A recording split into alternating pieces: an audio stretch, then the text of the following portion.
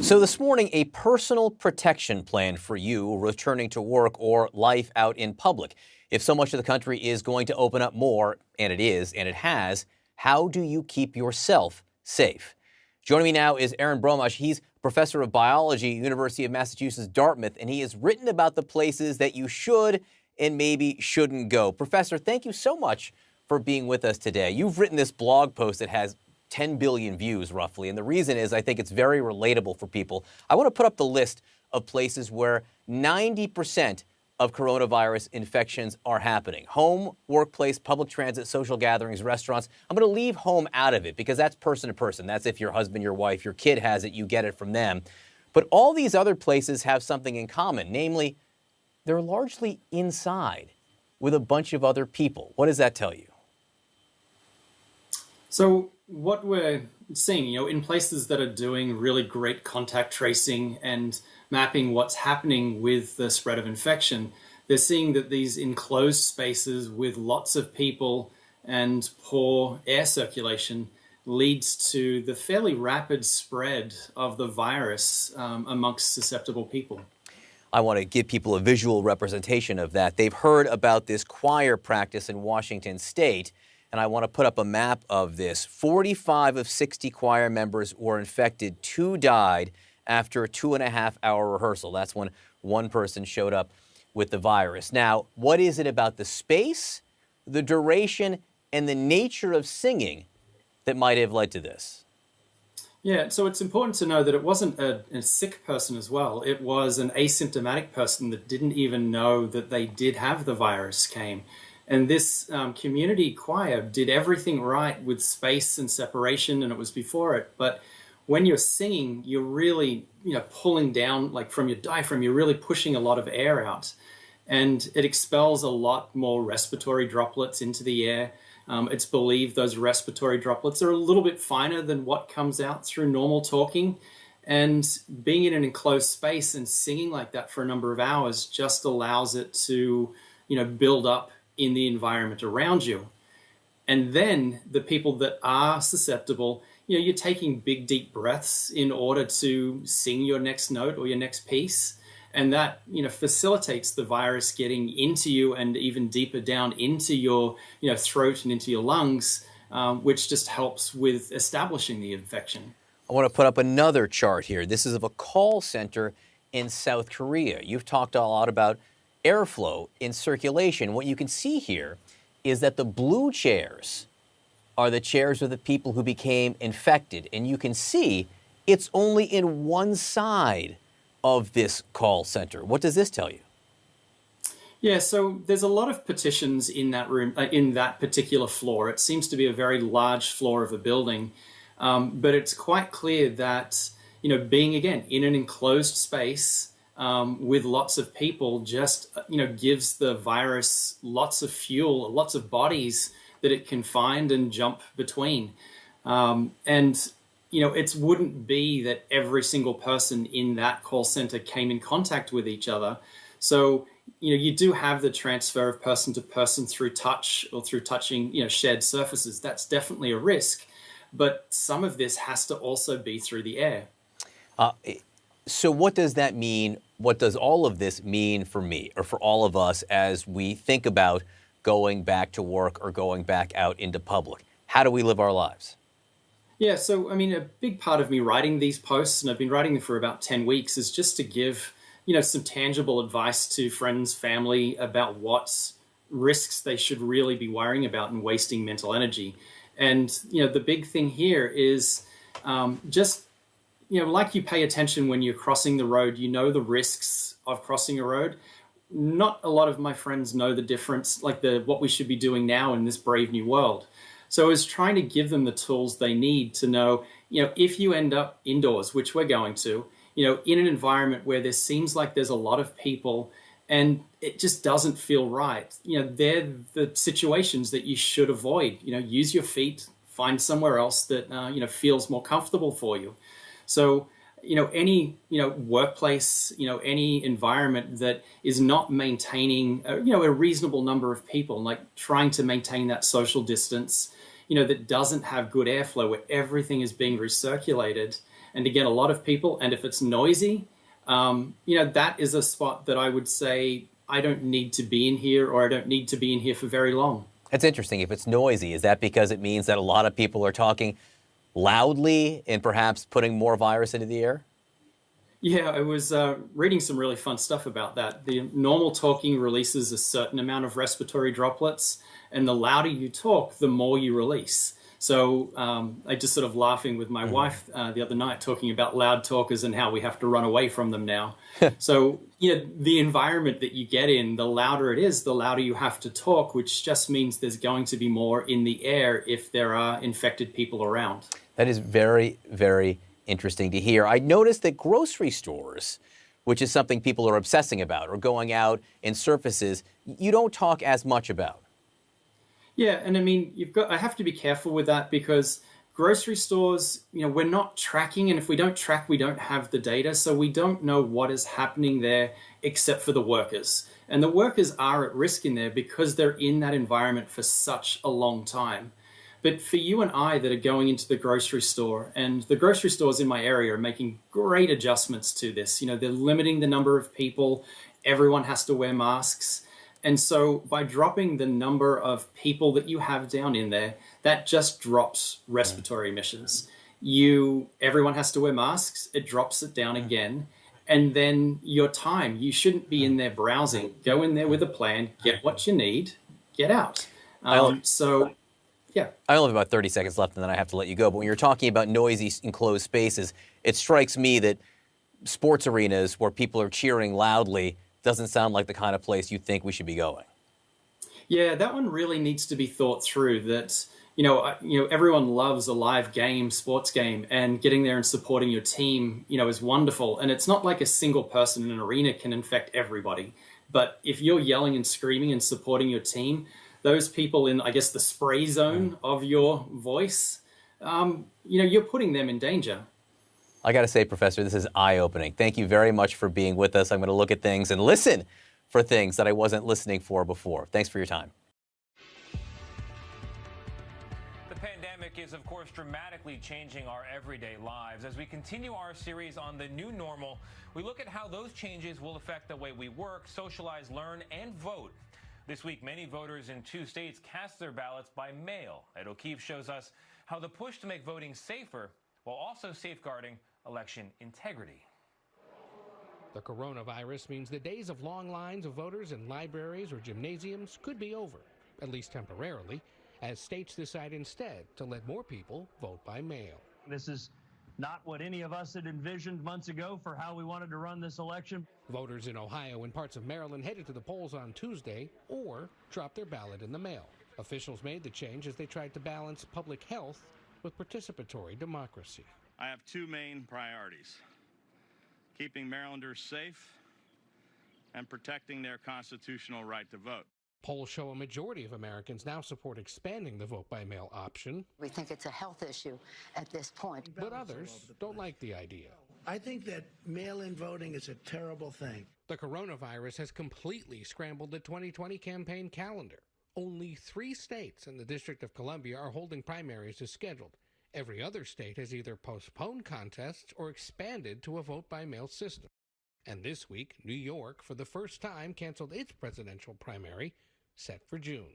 I've seen lines of people on television voting in other states. This is totally nonsensical. A recent nonpartisan study estimates it could cost as much as $1.4 billion to ensure all voters have access to mail-in ballots by November. Proponents point to what happened with the Wisconsin primary this month to justify potential costs. Officials this week said at least 52 people who voted or worked the polls on April 7th have tested positive for coronavirus.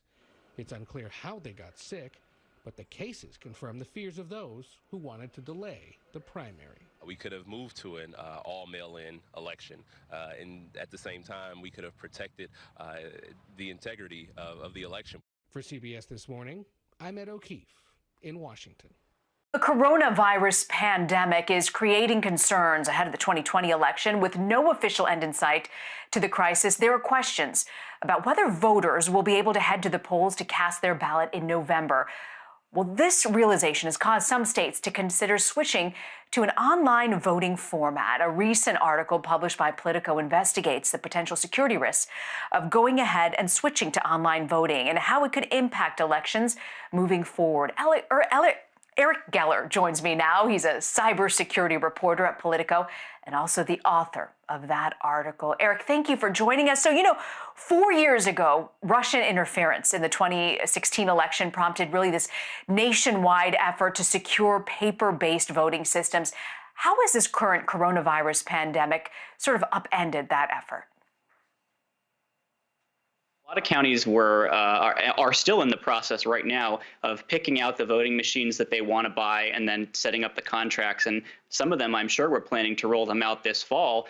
The pandemic has thrown a wrench in some of those plans because obviously people are being encouraged to stay home, request mail-in ballots when those ballots are available. And some states you see now are looking at the possibility of internet voting for at least some of those voters as a way of protecting them from the dangers of going into a polling place. You got states like Delaware, New Jersey, West Virginia. They've all announced plans to allow some disabled voters to cast their ballots online in the coming weeks. And despite experts really urging state leaders to avoid online voting, do these states have any sort of a secure platform for voting? And why are the experts really so concerned? One of the reasons they're concerned is because we haven't really had a lot of opportunity to test these platforms. Security experts typically want to have several years of independent testing, which is to say not just letting the company attest to the security of the product itself. And these experts have gotten a look at some of the platforms out there, including one that West Virginia used to use. It used it in 2018. It's called Votes. And they found a lot of flaws in that product. And this year, West Virginia will be using a different product called Democracy Live, which hasn't seen the kind of outside scrutiny that experts typically like to see. So right now, we don't really know exactly how secure these platforms are, and that's part of the problem. Eric, since we don't know how secure these online platforms are, is there a sense of how you could tell by the time, let's say I'm casting my vote online, is there a way to make sure that the way I voted is exactly how it goes down and that it's not altered in the process of transmission? That's a great question. So people like to say, if we can bank online, why can't we vote online? And one of the reasons it's different is because unless you voluntarily give up your privacy of the secret ballot, there's no way for you to be sure. Because if I ask you how you voted so I can make sure your vote came in correctly, I'm violating your privacy. And these systems are designed to separate your identity from your vote. So unlike with a bank where you can refund a fraudulent transaction by proving that you didn't make it, by proving that you're not in another country right now, we don't have those types of mechanisms for voting because we have to separate the identity from the vote. So in the end, Eric, what do you believe is really the most secure method for voting, especially as we look towards the next few months? We're in the middle of this pandemic and Election Day hits in November. Well, right now, the consensus is the best thing to do is to use paper ballots, which are impervious to hacking. They can get lost. They can get marked up on an individual basis, but there's no way to do the kind of mass tampering that experts are very concerned about. So paper ballots, preferably marked by hand rather than a computer, that's what most experts tell me is typically the best thing to do. But obviously right now, we're not really in a position where everybody can do that, and it's dangerous to send people out to polling places. So that's why you see a lot of interest in mail-in balloting at the moment. All right, Eric Geller, grateful you could join us to talk about online voting. Thank you again. Thank you. Election season approaches. The Tippecanoe County Election Board is adopting new strategies during the pandemic. News 18's Marvin Bills spoke with the Election Board chairman about the impact that COVID-19 will have on election season.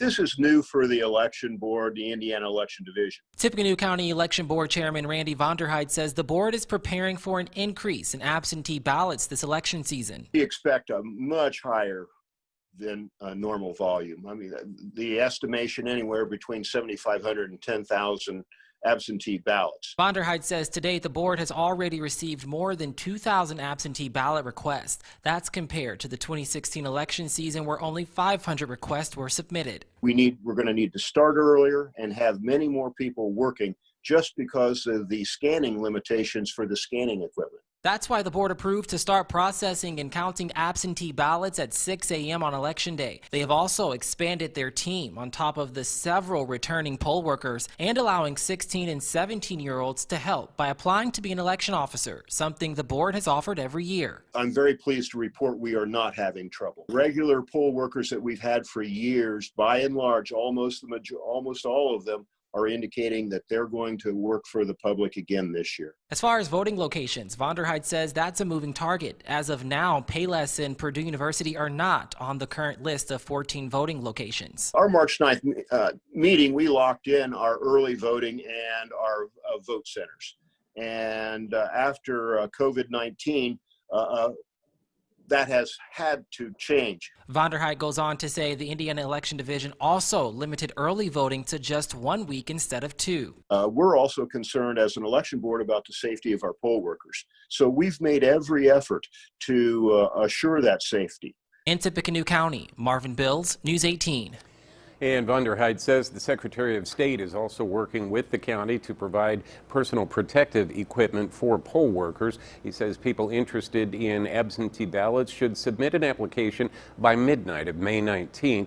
You can find more information on voting locations and a link to that application on this story at Is of course dramatically changing our everyday lives. As we continue our series on the new normal, we look at how those changes will affect the way we work, socialize, learn, and vote.